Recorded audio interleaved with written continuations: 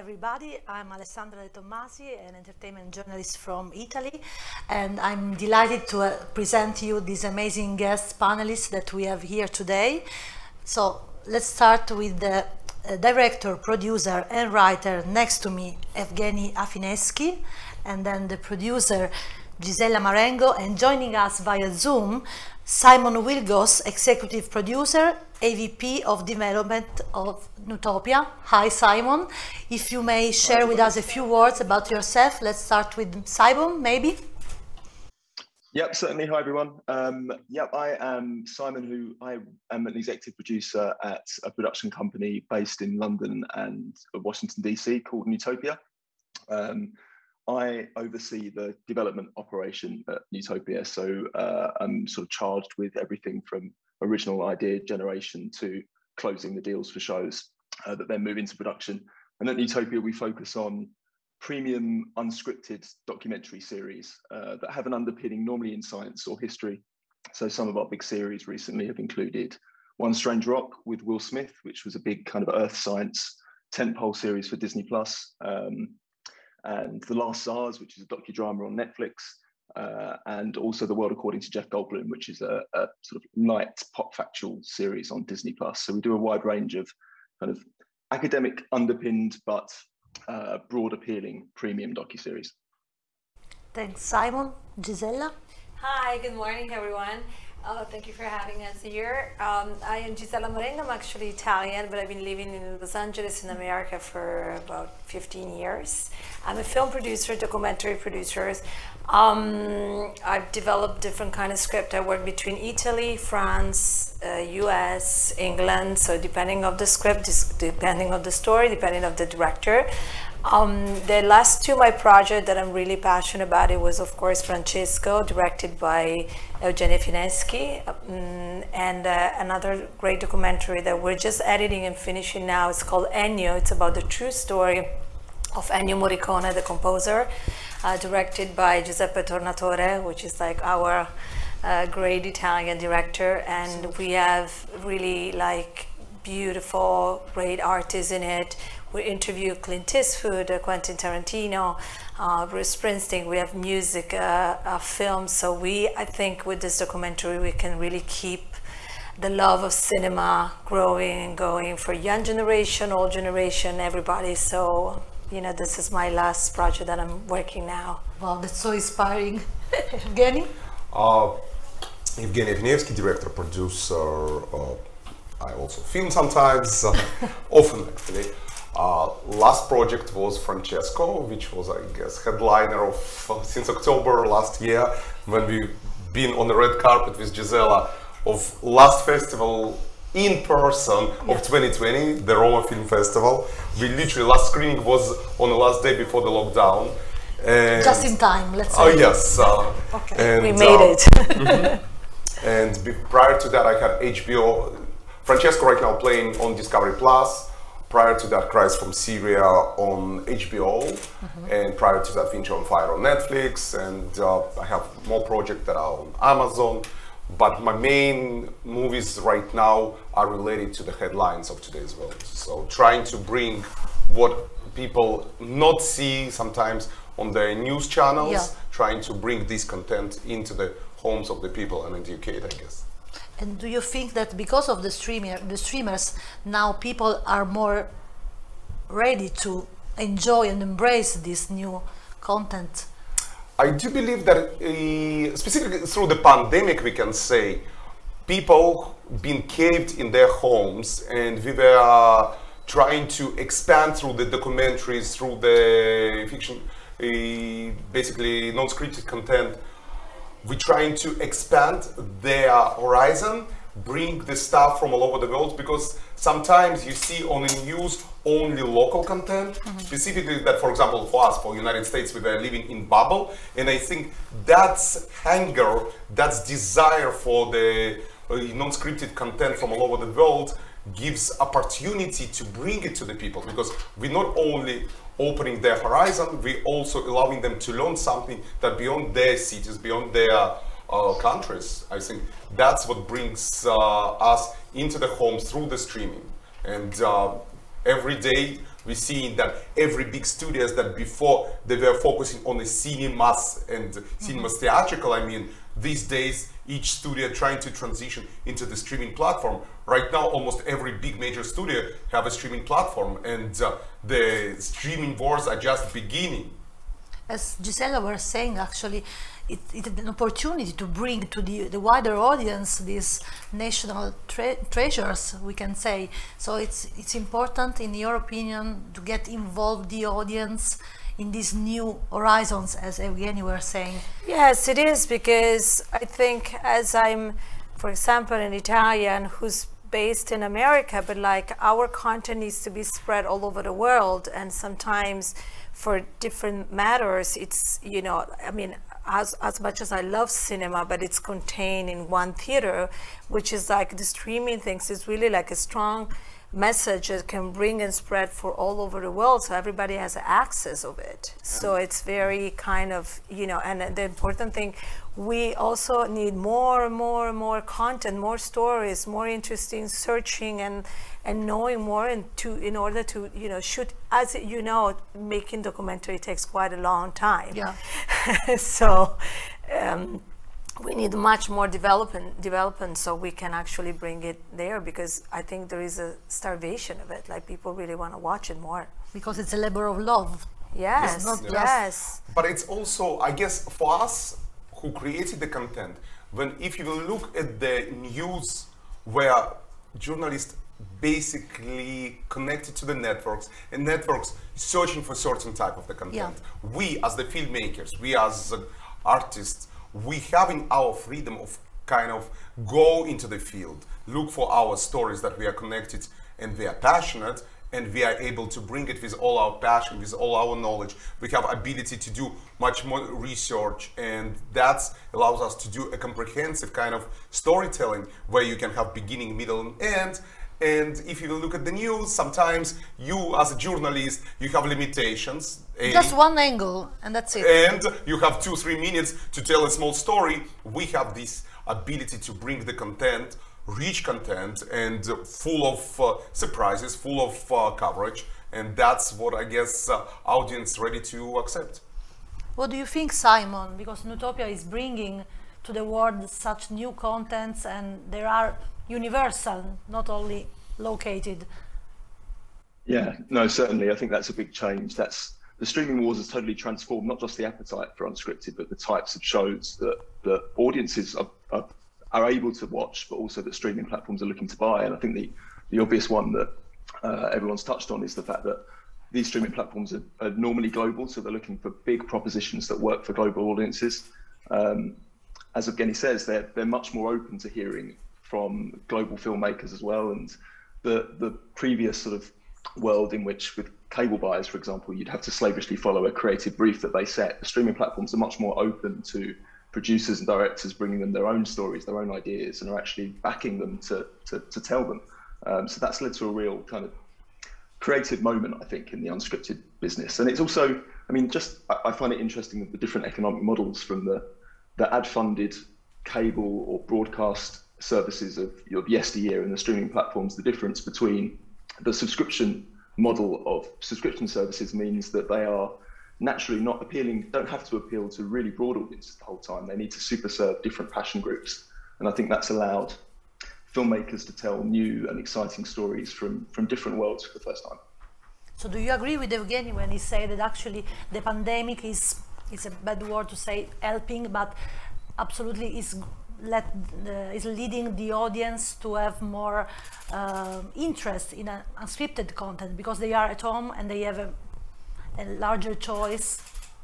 Yeah, I think the pandemic has definitely accelerated the move to streaming services, and definitely the desire to consume unscripted content. And I guess the basic economies for the streaming services means that, you know, they can't just fund scripted shows, which are generally more expensive than unscripted shows. So in order to build up catalogs and to bring new titles consistently to audiences who demand them on these streaming platforms, if they want to avoid churn, these streaming services need to bring new titles and high quality titles consistently.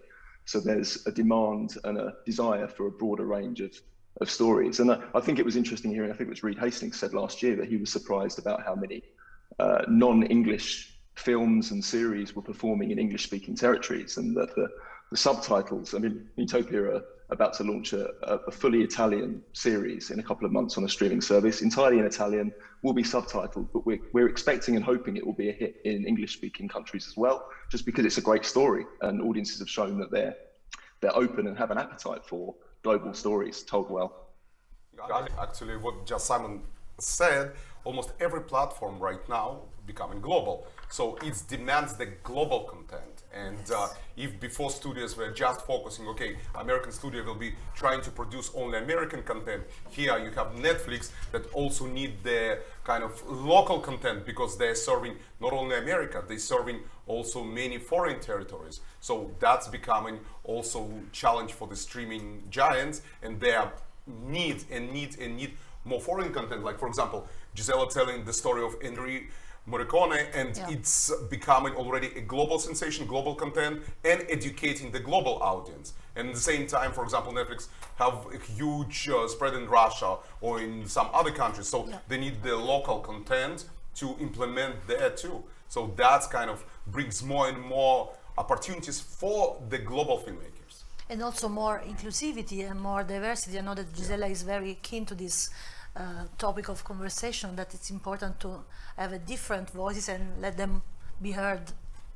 Yeah, absolutely. And what he was saying about, like, for example, my documentary, I mean, like specifically for someone like Ennio Morricone, who's, you know, was a composer, like basically never speak English, only Italian, and lived all his life in Italy, and through his music he's just touched all over the world, each language, each movies, directors, stories. So that's why we have to also kind of be inclusive and spread it. It doesn't matter where you're living, but it's just your message, and through whatever is your field, in this case was a composer, but could be anything else, we can just spread it and bring it to all over the world, and people needs to watch it. Everybody needs to have access of this, because it's education, it's emotion, it's learning, it's very important. So that's why we're trying to make more of this, because it helps. And as you said, like, we're going to discuss about how also women can be involved in this. So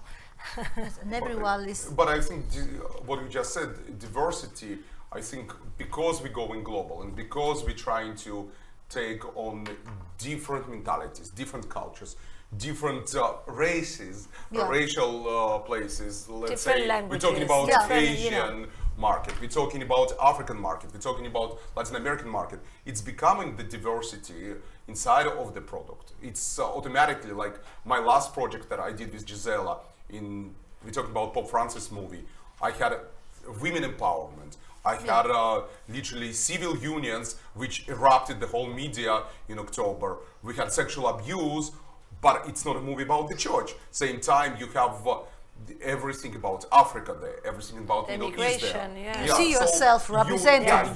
It touches every subject very deeply through the journey of the Pope. To be very diversity kind of, not opinionated, but diversity orientated filmmaker. As Simon was saying before, I mean, it's not about language, just one language spread in the world, but each and every one can have this new tradition of reading the subtitles, hearing their own voice from their It's through their story, the language. It's not about the language we speak, it's through their story that we have to spread it. We're using only one language. It's a language of art. That's the language. Yes, it's and that's very universal, important. as Simon was saying, right? Would you like to add something?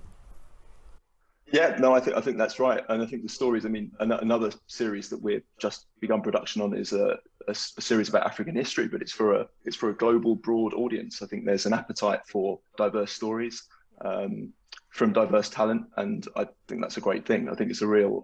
I think the unscripted boom, and we are going through a boom in unscripted at the moment, has really opened up the floor to new voices and new stories in a really exciting way. Also, the audience has been educated. Yeah, now the taste is evolving. We have to take care of the young generation to really bring them all together for this. It's very important. Giselle, and I think also with all this separation in the news, because sometimes people don't know what to believe, and also limitations. Like I was through the pandemic in I was traveling actually, but United States was locked. I was lucky, I guess, since June last year. I was traveling in the middle of pandemic because I was finishing the filming. But majority of the world was locked in their own countries. So you know what, they not had luxury of watching the world in reality. They were glued to the news, local news. So we were living in bubble. Like I already said, this ability to breathe the world, to travel with us filmmakers through our stories, it's, I guess, giving opportunity for tell the stories, educate people. Yes, it's a gift. I imagine it was very difficult to be traveling the world during the pandemic. You traveled with the child, I traveled with my camera. We tried, yes. Yeah. You know, when you work, you always try to never stop, right? That's our way of keep doing it. Yes, keep flowing the heart. And I would like to ask something to Simon as well. Since you were talking before about the difference between subscribers and advertisers, because of course Nutopia started working with networks, and now you are more oriented to streamers, because of course the market is changing a lot. So if you can elaborate a little bit this difference and how it was for Nutopia or for, of course, the other producer to adapt to this kind of new model. Yeah, I mean, I've been looking after the development in Nutopia for 6 years, and I think when I joined, it was 100% for linear services, so cable or network broadcasters, and now it's almost 100% streaming services, not quite, but almost. And I think beyond the obvious opportunity that competition in the streaming wars brings for unscripted, we've seen interesting kind of changes in the types of unscripted show that not just audiences want, the streamers want to buy, really. We've seen one of the interesting things, and it touches back on the point we were making about new types of story being told, is a sort of renaissance in docudrama, which was a genre or a subgenre of unscripted that Nutopia was kind of founded on really 10, 15 years ago, and then kind of went away a little bit, became a little less popular with audiences. But now has found a whole new audience on streaming platforms, generally much younger, a little bit more female than traditionally on cable services like History Channel, where they would normally live. So it's opened it up to a whole new audience. So they're rating really well, demand's gone through the roof for them from buyers. So they're seeing a moment. And in terms of the types of story, I mean, we predominantly make shows that have stories that are drawn from history or science or sports. And there's a real appetite for, as I said before, super serving passion groups in a way that in the old cable universe, you had to be so broad that you couldn't sometimes tell those more interesting stories from slightly more niche worlds. I mean, a good example is a show called Babies that we made for Netflix last year.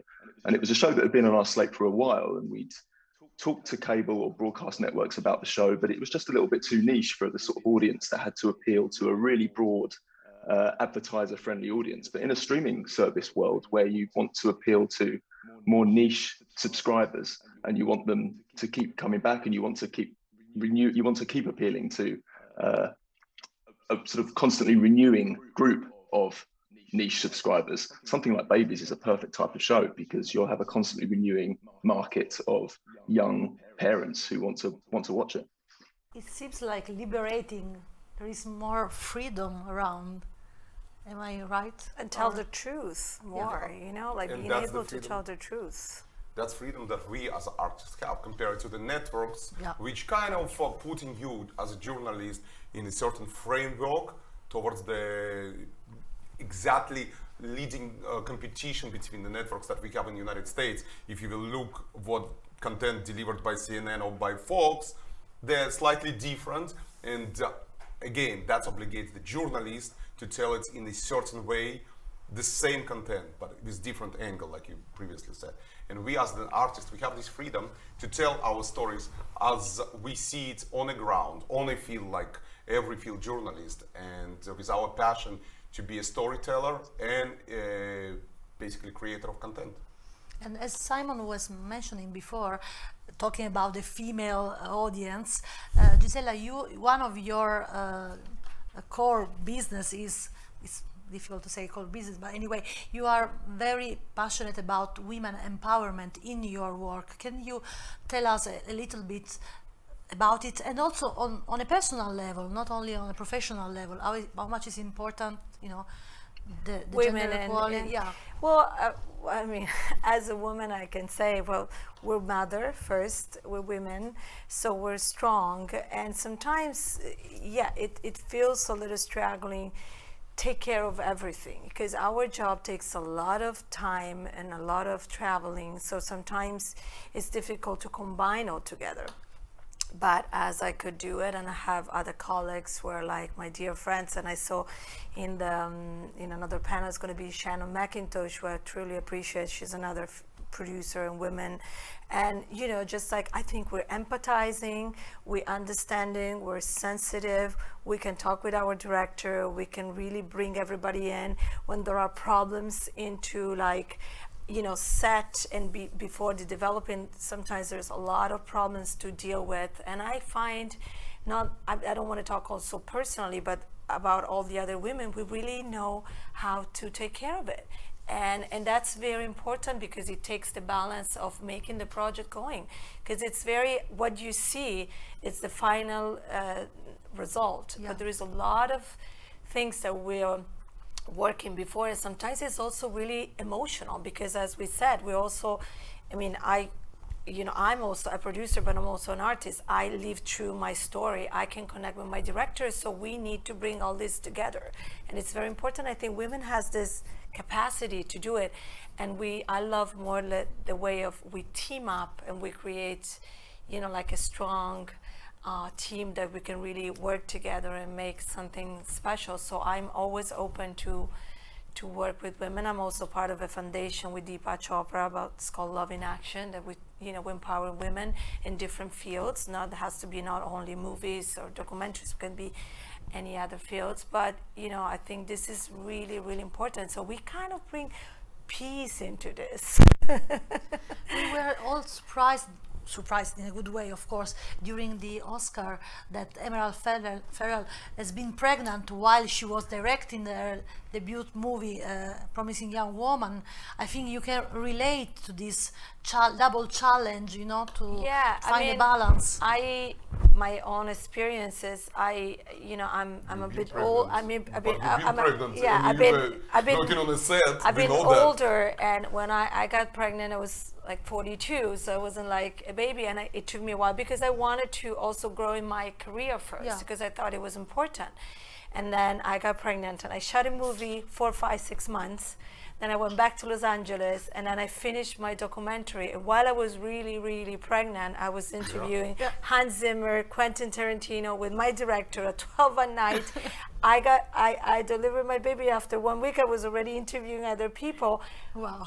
But I couldn't, because that was such an important project, but in the same time, it was so important to be with my baby. So it worked perfectly. So I don't know the magic of it. I was a little scared, because as a woman, you feel vulnerable in this moment, but it make it work perfectly. So that all I'm saying is that just to give also the strength to other women, that we can do both really well, and we can also bring our great energy to our kids. And it's like the story behind the story. You can tell through your final product that there is something on top of it that brings heart to the story. Is not just, okay, it's entertainment, but it's something else. Yeah, because we also live through our emotion, through our, you know, through our story, because each, you know, when we're making a documentary, it's very powerful, because we meet, it doesn't matter, I mean, it could be any, but any other, it doesn't have to be like someone known, but can be any personality, person, human being relation. We have a very strong human being relation through what the story we're talking to, so we get involved. So it's not just like we're like into the production side, or of course we have to take care of the numbers, but it's also the other side, which is as important. And I work personally very much with directors, so I'm very, you know, partnership with it, like I did with Evgeny. We thought about also to strategize how we, you know, he already had this project and I got into the project after, But after I really kind of support and help and team up how we come out with the project, how we're gonna, you know, the festivals, what's the message? There is so much. Yes, it's not only No, but you've been entertainment. through the middle, Yeah. from the middle of the project. Yeah. When I was feeling still in Rome. when we Yeah, started. yeah. But I want to add something to Gisella. Sure, Sorry that please. I'm interrupting. In, I think specifically in Francesco, in my production team, you can see more women on the producer's shoes than the men, and it gives you, you know what Francis said about this interesting, that the women more sensitive, and they, compared to us men who have a high temper, they able to calm certain things down. The video that he sent for Gisella, Gisella had a moment where she celebrated the women empowerment. It was actually this week, and he sent it to video, and it was stated there that women have this ability to calm waters and to be more sensitive. And us as the males, we sometimes high temper and everything, and women can do much more better job for us. We find a balance. We find a balance, a perfect balance, because there is diversity, a plurality of voices, and that's the beauty of unscripted content, because you bring the stories behind the stories in your final product. I don't know if Simon would like to add something about your team. It's a very similar experience for me, actually, to Evgeny. I mean, Nutopia is a female-led company, it feels to me anyway. Jane Root, who founded it back 15 years ago, came from having run Discovery Channel and BBC Two before that. And even today, I think more than half of our senior exec team are female. So, it feels to me very much that Nutopia is female-led in many respects, and all the better for it, to be honest. You know what is interesting is I moved 22 years ago to the United States, and before I was living in Israel and before in former Soviet Union, where I was born. And since that, I had the biggest support in my career from women. Since the beginning? I had the most amazing people who are still behind me. They are women in Hollywood. That's the reason why your works touch so many people all around the world and make this human impact. I mean, we have seen, and I would like to elaborate a little bit, how your documentaries has actually create a revolution. I mean, they like sparkled the fire, they inspired people. I mean, we be able to show some pictures of what happened around the world after and because your work. Would you like to share with us? Yes. For example, Winter on Fire, it's inspired Venezuela. You can see people watching this on the streets, and it became Venezuela uprising, and many other places, Nicaragua, Chile, followed by this. So yes, movies able to inspire people, and Hong Kong. I know that a little bit the beginning of Yellow West was inspired by Winter on Fire as well, but then the movement was taken different direction. But that's the beauty of the content that we can produce, and the movie, no matter, we're talking about Ukrainian Revolution of 1314, which inspired, for example, that picture was previous one, Venezuela. This is Hong Kong 2019. That's Venezuela 16. So the beauty of content, that it's, like I said, universal language of art, being able to inspire people, for example, in that case, to stand against oppression, or to take some lessons from Winter on Fire or Ukrainian Revolution and keep it as the manual for revolution. So that's the inspiration that people gaining. For example, that's another picture from Hong Kong, people watching this on the streets. And they organized this. That's the movement of Hong Kong that organized all these things. I probably will see here also one of the letters. They asked me to address all my emotions about the Winter on Fire. And all other movies, Cries from Syria, for example, it's inspired a lot of people in the United States to start to help Syrian people. And my whole premise was to educate people about refugee crisis that we witnessed in 2015, since the beginning of major refugee crisis in the European Union. And then Francesco, the last example that happens in Francesco movie, a few months ago, I think it was March, somebody from Beverly Hills watched it on Discovery Channel and wrote me a letter and said, Evgeny, I saw all these kids inside of the detention facilities on US-Mexican border, how I can help. I have toy factory. Can I donate toys? And I literally, a week ago, I arrived back to EU, and a week before, I was literally on the US-Mexican border, inside of the California, inside of Texas, shelters and detention facilities. We're distributing toys given by this gentleman. You have been there. Yeah. But I've been there in 2018 of course when you I have was been there filming. For the documentary. But I came back right now where all the kids, separated kids, shelters, and we're distributing toys, and I'm returning back in a few weeks to continue to distribute toys. That's the inspiration that movies are able to do, that the change that movies can do. Here it's a revolution. After Syrian, it was more opening hearts and minds of the people. Right now with Francesco full of different subjects, so it gives ability to be on different subject and help in different aspects of our social it doesn't matter if you believe or not, but you find a place to belong because we share values.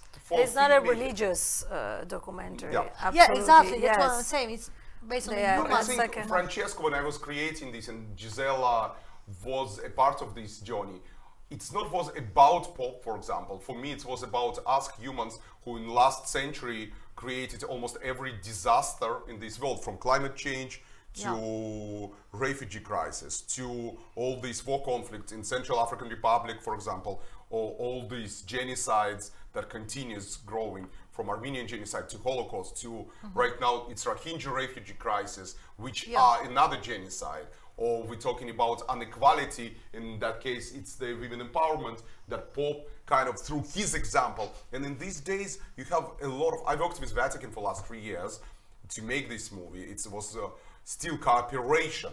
I was on my own, but it still was cooperation of Vatican. And I will tell you, I met a lot of fascinating women that Pope Francis put it on positions of power inside of Vatican, either on the position of head of division or head of the department or head of some dicasteries, like Paloma, who was a famous Spanish journalist. She was like a vice director of the press office, which is high position. And you have like especially in a traditional institution like that, it means a lot. I mean, it's a statement. It's a statement. It's like exactly a changing, an evolution. It's a statement, and what Gisella said, we can do it, and it gives opportunity to the women not just to dream, but make it happen because they see example and role model. And I think that's what movies are bringing in. For me, that's example. It's inspired revolution, and right now Francesco inspiring to do good things. And I think behind Francesco, that was my motivation. After coming from Syria, where I witnessed, let's say, it was a journey into the darkest side of humanity of 21st century. I witnessed war, and I witnessed not just the war, I witnessed use of chemical weapon, I witnessed, I was in Aleppo filming the drone movie from Aleppo. I filmed this and I saw the kids there and I saw dying kids there. So for me, all these images were inspiring me to bring back kindness, find love, find something that this world needs. It is so relevant today as well. Yeah. Unfortunately. I mean. And through the basically, I guess, ideas and role model of Francis to bring it into this world. And that's why the movie have, what, 20, 30, 40 different subject matters of today's world. And I think pandemic even for me and Gisella helped, because I and Gisella, we were locked in pandemic together and we were working together. And that's why in June she left back to Italy and then I followed her and we literally finished in June, July, the Francesco movie.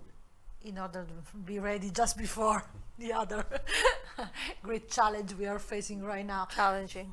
Exactly. As Gisella was saying, not only great personalities, but everyday people, because you can lead by example and you can. True, but for me, for example, every movie that I'm doing, it's AAA. It's nothing to do with the AA meetings in the United States, Alcoholic Anonymous. It's activism, advocacy, and action. And for me, I guess every movie is the call for action. And Francesco is the great example for that. It's calling for action on different types of the issues that we as humans created. And I think most important issues are outlined in the movie. And I would like to bring Simon back in the conversation because Do you think that actually this call of action or for action is easier when you involve A-list celebrities from Hollywood? Because you have mentioned before Will Smith and so many actors and actresses that have been involved by Nutopia in these unscripted contents. Do you think that is a plus, something that changed the horizons?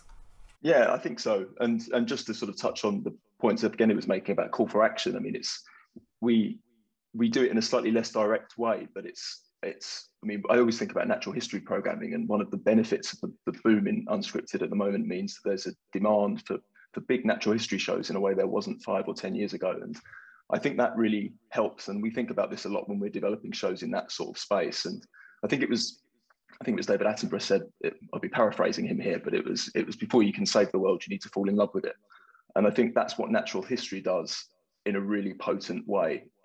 Some of the most awe-inspiring stories on the planet live in the natural world. And I think at the moment, we're in a unique moment in television where they're being brought to mainstream audiences for the first time, and people are rediscovering their planet and the wonder of it in new ways. And although a lot of our shows aren't on the nose environmental in their sort of subject or approach, they have an underpinning of understanding and being inspired by the natural world that I think leads audiences to the place where they care more about it.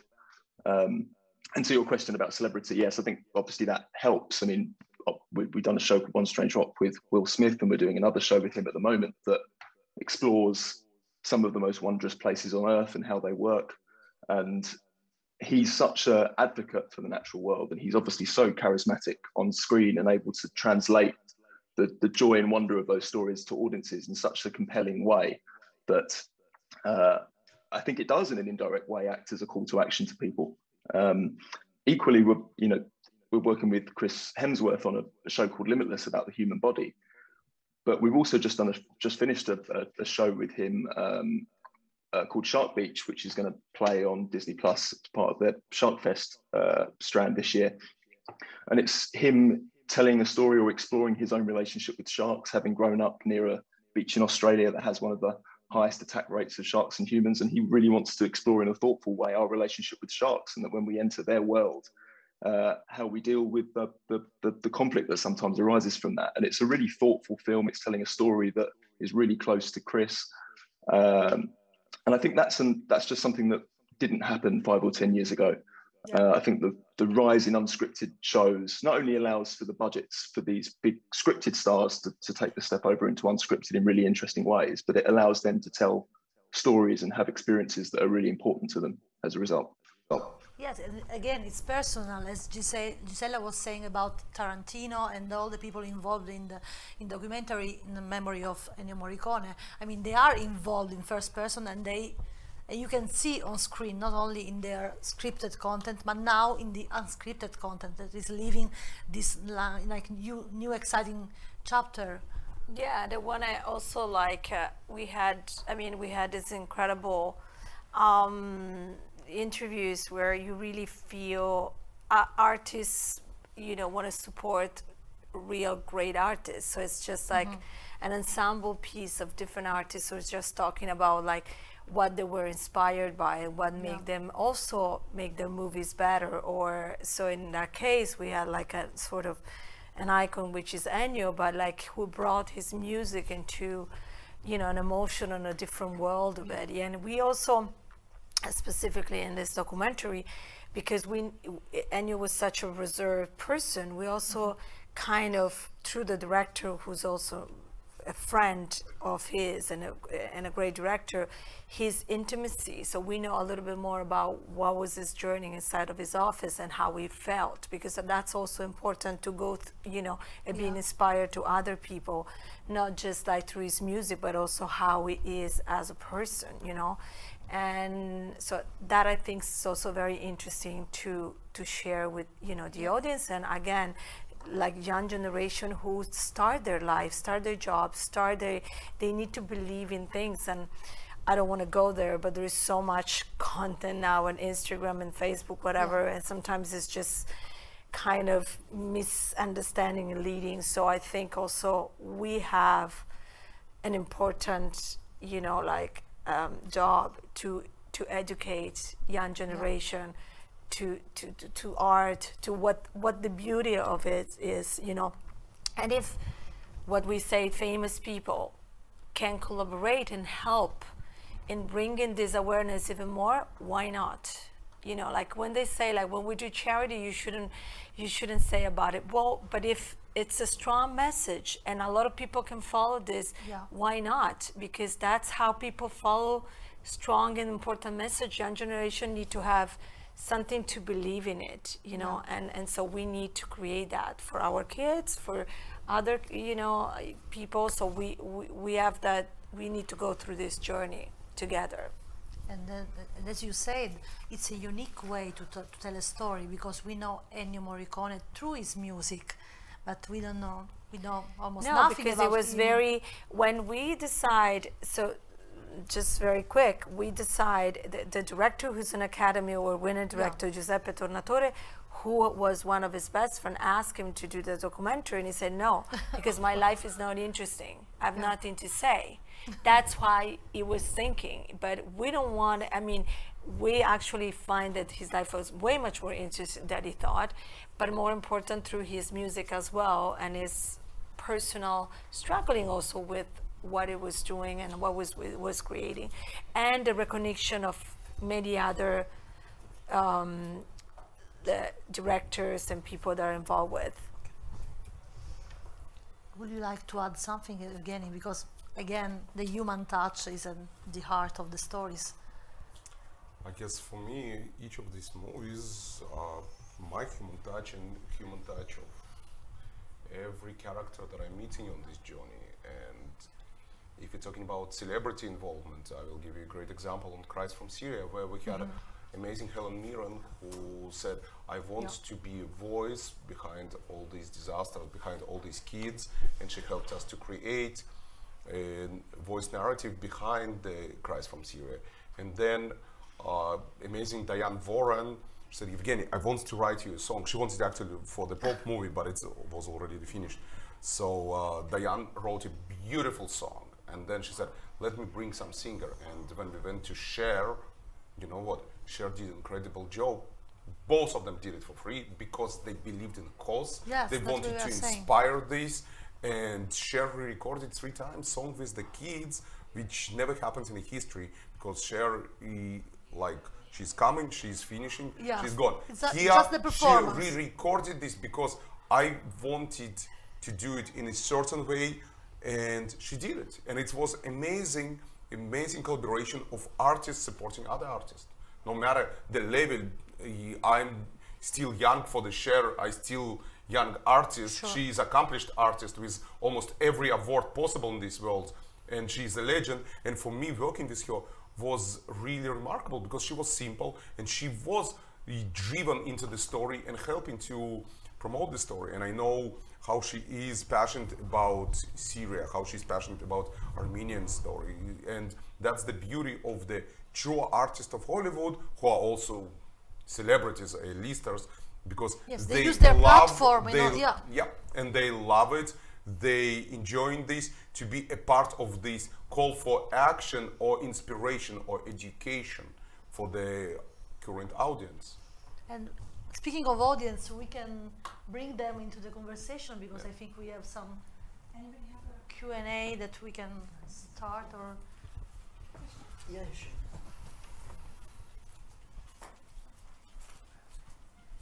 Thank you. I'd be interested if like the ways of telling a story have changed with telling the stories for like global audience, that you have to reach everybody out there. Is there different rules? You know what?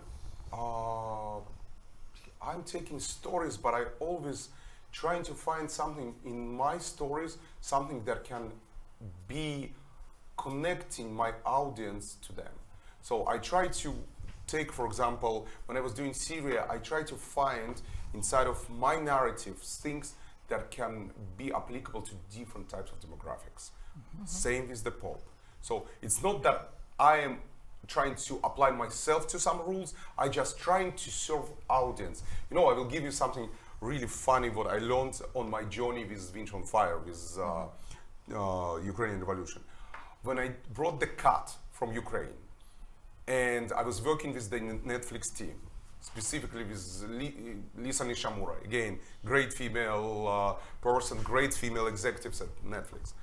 I remember how I had conversations with her and with Adam Del Dea, and I was learning for myself to do movies for dummies. You know the series of books for dummies? Yes. It's a basically ABC, because you know what? Yes, you are well educated, you read in the news, you as a journalist, you have a lot of knowledge on what's happening. But when you go in mid-America or in the middle of any country, some of them don't know the subject that you're telling.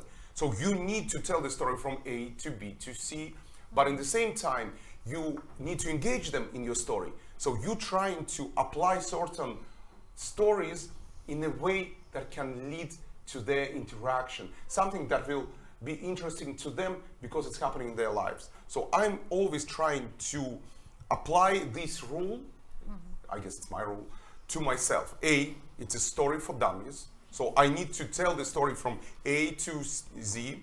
I also, when I'm telling the story, I always need to have beginning, middle, and end, compared to the traditional journalism, not just a small segment. And I'm trying to make sure that everyone in the world can find something that will associate with his life. Then it's making the story compelling. Gisella, you have something? Yeah, it's true. It's like when you empathize with something that it's very close to you and you have to think about it. It's not just one subject, but has to be spread into. So Francesco is a great example. Yeah. We have from pandemic to refugee crisis, and I'm not talking only refugee crisis, for example, Syrian refugee crisis, which is also there. And in a few minutes, I'm doing a brief on a Syrian crisis compared to the 2-hour movie that I had with HBO Crisis from Syria. I'm telling this in a few minutes, like a traditional journalist. And in the same time, you have refugee crisis like Rohingya refugees, and I'm telling their story. And I'm doing climate change stuff. I'm doing women empowerment stuff with the Pope. I'm doing the civil union stuff, which shocked the world with the Pope statement, which was misrepresented. I'm doing same time, let's say, borders and walls and all what's happened in my country with the Trump thing. So I'm trying to lead with my stories that are connected all together through the Pope. Audience from different parts of the world.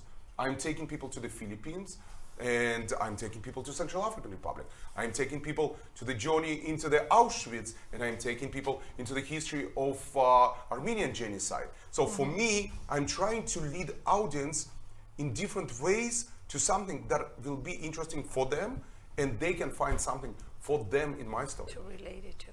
Yeah. I'm sure that Simon can add something to this, because No, I think it's been answered perfectly. Actually, I think that we think a lot about finding subjects and stories that resonate and that are globally relevant to audiences everywhere, and then it's about telling them in ways that will touch people and finding the character and emotion to do that in a compelling way. The only thing I'd add, and to take the question in a slightly different direction, but it's an interesting change that we've experienced, is how the unscripted on streaming platforms has affected the structure and the way that we tell stories, and that is in terms of the series arc, which is something that's it's been a big sea change for us in the last few years, that sort of the death of the closed episode almost, and finding a way of stripping stories, no matter what they might be, across several hours, is actually is so important to streaming services who value the completion rate of their projects, and finding a way to do that in the storytelling of the shows, so that people do end up watching the end of hour 4 or the end of hour 6, has changed how we think about the stories we're telling and how we tell them. And you can see that Da Vinci on Fire appealing to the entire world, despite that it's Ukrainian story. Yeah. And I will tell you, I found for myself in Ukraine so many things that can be relatable to the atheist guy who all of a sudden witnessed interface dialogue on the Ukrainian grounds, which for me, who've been raised in the former Soviet Union, who was practicing atheism, all of a sudden I saw how almost every religion can be next to each other. Leaders of every confession, every church were next to each other there, which unbelievably to our days, because basically religion is the cause. Rohingya refugee story, Rohingya genocide, it's the religious aspect. Palestine-Israeli situation. When it's religious. When it's extreme, yeah. Yeah, and Extreme you've seen all these things in real life that they're not working. Here I saw it, it was working. Now, they're fighting for their freedom of speech, freedom of expression in Ukraine. Syria, same way. So that's appealing to us when we're not thinking that we can lose this freedom of expression and freedom of speech in our days. And then we are realizing in Turkey it's happening already, they're losing their freedom of speech in certain ways with Erdogan. So again, you can find in complications of our stories something for every generation, every demographic. And that's what I'm trying to use as a tool. Absolutely, because in the scripted content we see like a metaphor. Let's say in The Handmaid's Tales, you see how the world could end in a dystopian way, and now in your works, all of your works, we can see the reality. We are facing the reality of it. It's not fiction anymore. It's not fiction anymore. Yeah. I don't know if there is. I have a quick follow-up, sorry. Sure, Is that sure. okay? Yes, go ahead. Just the part or the role of social media in the project, or is it part of the story? Is it getting part of the story as well? Social media? Yeah, how important is it? You know what? I'm not big on social. If you look my Instagram, which I started maybe in 2019, and Twitter that I had for a long time, but also not a big, you know, it's not. But in the Francesco, we did use Twitter as the tool actually. Instead of all the time having quotes from Pope Francis on the camera, I do use Twitter. I used his Twitter to bring certain messages. Because for me, I wanted to show that he's not just somebody who is always behind the desk or doing speeches in front of the microphone, which Francis is not exactly. He's rather go to the end of the world and be on a field than to be in front of the cameras. That's him. Yeah.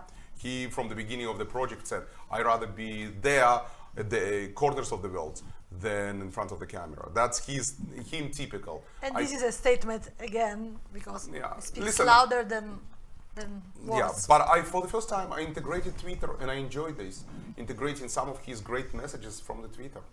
So, yes. Hi, I have a question about what you said about traditional journalism, because I believe that the traditional journalism is in a real crisis these days. Like in Poland, I'm from Poland, I write for Polish outlets. We didn't send our correspondent to Syria, we didn't send our correspondent to Israel. We had only we used only what's going on in the other medias. So I'm just curious if you, as a documentary, as a person who prepare non-fiction stories, do you see like the new responsibility? Do you feel that right now you are doing the work of the traditional journalists? And do you see that does it change anyhow your approach to that kind of subjects? For sure, yes, because when I was doing Syrian movie, I was working with the journalists who coming from the traditional field of the war zone. I was using amazing, again, female Shahida Tolaganova, who was working for BBC and for Radio Free Europe, Radio Liberty, and I learned a lot from her on a field where I learned as the journalist to check every source before I'm taking this in consideration in my storytelling. And it was important because in our days media are divided. There is so much fake news and fake media, and that I saw since Maidan times, because I was born in former Soviet Union. And when I created the Maidan story, I saw the division growing between, for example, Ukraine and former Soviet Union, and basically Russia. And I saw how, for example, Ukrainian media and how Russian state media were doing completely different statements about same event. Listen, I was witnessing how Russia Today and Sputnik did a movie about me called Al-Qaeda in Hollywood, and I'm Jewish, I was raised in Israel, and I served Israeli military, but the movie was Al-Qaeda in Hollywood. It was interesting. So, yes, you're learning to really do your own research. Unfortunately, fake media allows people to be victims of the conspiracy theories in today's world, because majority of the audience or population, they're lazy. They will not do the research, or they will not go and try to trace the origins of the news that come in through the social channels. And not every day you can have a journalist who will spend time to learn something. For example, I was lucky on this festival that had amazing jury panel who, before agree on certain things, we were doing research on every subject that we were watching, which is remarkable. It is remarkable to see journalists that are doing research. Now, journalists in our days have limitations because of the networks. And that's really tragedy.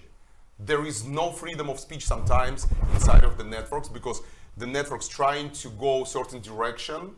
And I saw it, for example, I saw it with the release of my movie Francesco, when all of a sudden certain wing of the church media spinned around the statement of the Pope on October on the civil unions, where Francis specifically in all our conversations said that it is civil unions, and it was basically presented in the media as the matrimony, which he never stated. For him, there is two different things. Civil union that can allow, for example, I'm going back as a great example that I experienced. Francis, for him, civil unions giving really protection for the same-sex couples and on a state level, and protecting against discrimination and allowing same rights. That's only possible on a civil union. Church will not protect you if the marriage will happen in the church. That's different, that's tradition. And he never said the word matrimony, but it was spent by the religious media, and I know exactly the network, and that was exactly copied and pasted by all other newspapers. And that's how literally fake news started. And again, the technology of fake news coming from 1939, when the Goebbels said, take a lie big enough, repeat it over and over, and it becomes truth. And that's what's happening in today's world. And unfortunately, I really feel bad about journalists when they in these kind of situations. And like I said, in our world, in the United States, if you will look coverage of CNN and Fox, they're completely different. It's totally different. Now, media, unfortunately, in these days are tricky. That's why we, as the filmmakers, and now I'm coming to us, we have a lot of responsibility. And we have not only responsibility to deliver the truth, and it means we need to work as the journalist and as an artist and as a storytellers, because like I said, I am first doing research and checking every source when it comes, from where it comes. If I can trust this source, and only then I'm using this source either for my storytelling or for presenting certain footage, because like Syria was completely created by the footages of the activists from the ground. So I need to check every footage from where it comes. And it's important because sometimes these footages can be created and given to you, and if you're using, you're already misleading the audience. And maybe they have their own agenda, so you have to double check it before. So that's why we have a lot of responsibility these days. I don't know if Simon would like to add something. I think that's totally right. Evgeny put it nicely in terms of being part artist, part journalist, and I think we take that very seriously. We kind of pride ourselves on our journalism, and I think we have to. And I think the relationship between producers and journalists is going to be a really important one in the next few years. I think the new opportunities Unscripted allow us to tell stories in new ways and in a granular way as well. The appetite for multi-hour approaches to stories means that we can really get deep into the stories, which allows us to pick the right ones and tell them in a really authentic, compelling way. It's very hard to take a fake news story and tell it in a granular way because it immediately falls down. So I think television and the streaming services are presenting really exciting opportunities to get the right stories told in the right ways to big audiences. So I think that journalist-producer relationship will become actually increasingly important over the next few years. And I will tell you something else. I usually take in on the stories that I'm not buying. I did Ukrainian story. I was born in Russia. I served Israeli military, former Israeli citizen. I'm American citizen. I took on Syria, which is completely on opposite side. I'm not a Catholic, talking about Pope. I'm Jewish. So I'm usually taking the stories that I'm not related at all. So I can be objective as a journalist and even go into the story of the Pope and talking about Poland. Sexual abuse, I started in my movie with actually Francis not able to accept the situation in Chile, where he's openly saying, I not believe the victims, get me the evidence, So I'm not afraid to put him in a situation, and actually he is well receiving the criticism, which is amazing for him, and he's not afraid to admit the mistakes, which also remarkable for the Pope. But I literally put it every aspect of him and his life, dirty wars accusations, sexual abuse, is there in the movie, and I'm allowing to my audience to judge him for his mistakes and allowing him to admit his mistakes and openly in front of the camera say, yes, I am sorry because I did mistake because of AYZ, and then to show what he done to correct this mistake. So that's the best part, the best criticism in order to grow together and to improve. Not every leader able to admit mistakes, and I think in front of the world, Pope saying I'm sorry message too, right? Because it's like we see a lot of leaders and they don't admit their mistakes, and they keep, I mean, we had it, I don't even want to mention, but we had a few. So it's like very important to give that other message, which is like we all can make a mistake and we have to admit it and we have to go through it. Like Francis said, and it's remarkable for Pope to quote our Oscar Wilde actually. He said, every saint have a past, every sinner have a future. You can see it in the movie. Pope Francis quoting Oscar Wilde.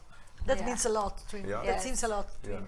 I don't know if there are any additional questions from the audience. No, we don't have any I can see at the moment from the Zoom. So I think if we have one more question. Hello.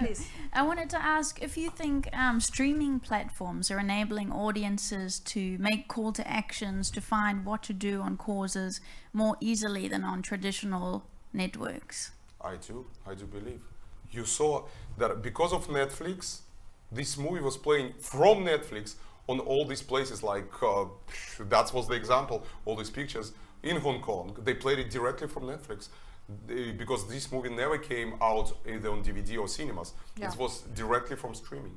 So they are doing this. Same with The Christ from Syria. Same like with Francesco. I just gave you example this March, 3 months ago.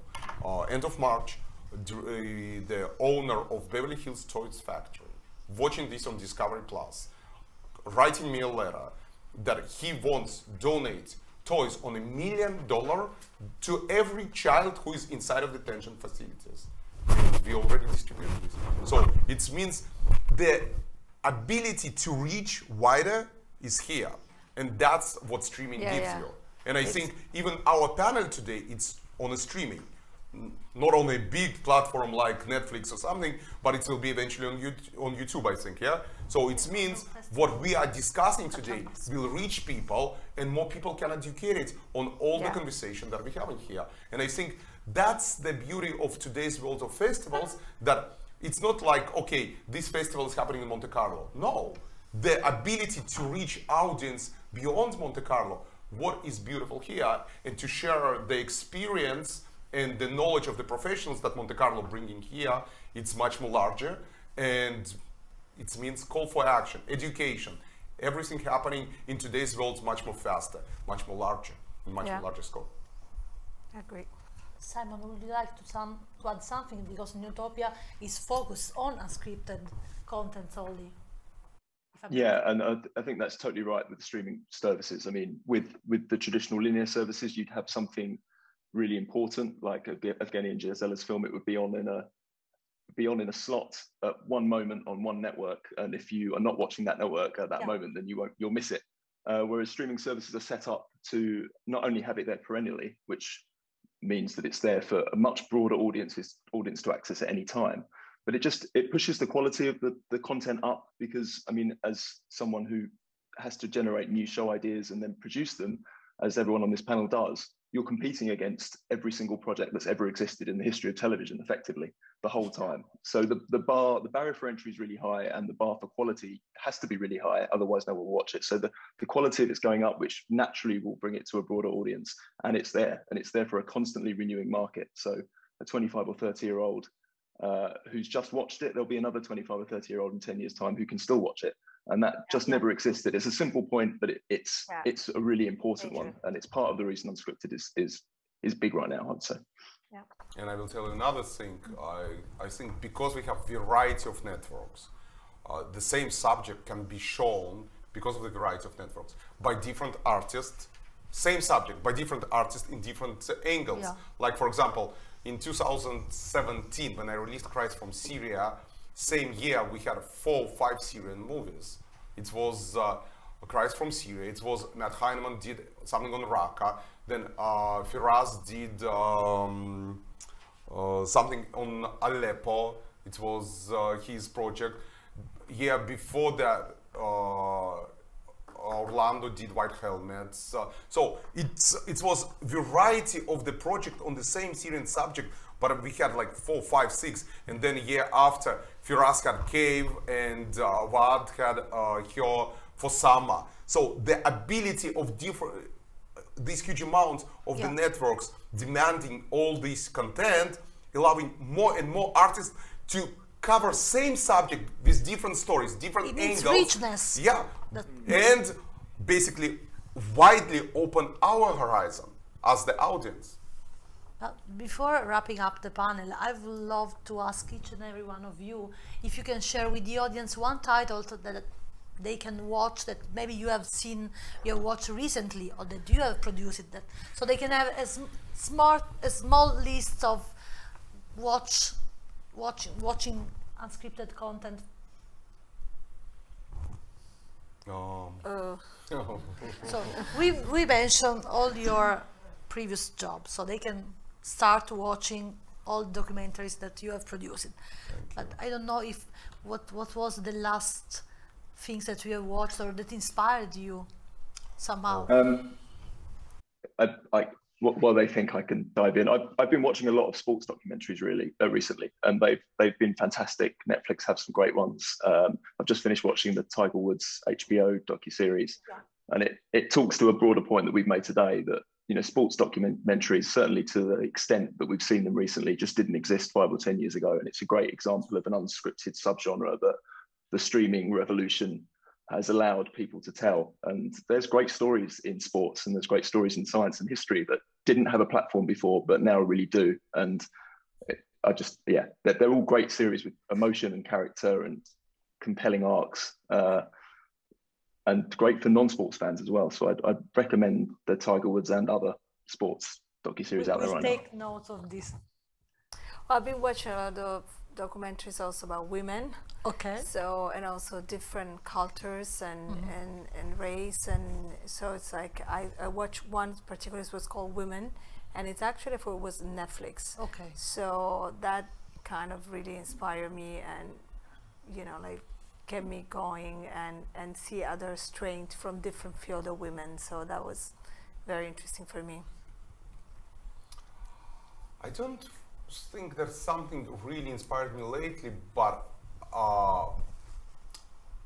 Winter on Fire was inspired by Johan and Karim, who did Square, and same filmmakers did an amazing movie that I recommend to watch called Great Hack. I think it's Netflix, and it's kind of elaborates to our world how we who are sitting on a social network, since we're talking a lot about social, how we become a commodity, how our world becomes controllable, how we become literally manipulated. And it relates to our world today, because we're living in this world where social media can not only teach us something, but becomes our own enemy. And listen, we've seen this in terms of all the conspiracy theories, and that's why, for example, Great Hack is the great movie to watch. Because we showcase our lives. Absolutely. So that's why we need more documentary, more true stories. Exactly. That's the main point. We need to be inspired, inspire those young people who are there, who they have to believe in something stronger. And I would not mention, but it was interesting also to be in a jury of this festival, because we're not going to say anything, but we were able to watch a very inspiring documentaries. And some of them were really strong and tough, but they put us to the truth of what's happening in other countries. And some of them was also very inspiring in knowing that we can believe in, like in in young people, in new generation who truly believe in something strongly important. So I think that's the strong message, because I think I'm thinking about, you know, the young people. It's like they're just missing, you know, they don't know where to take their path into, because it's too much of information, and a lot of information are also wrong information, so it's very hard.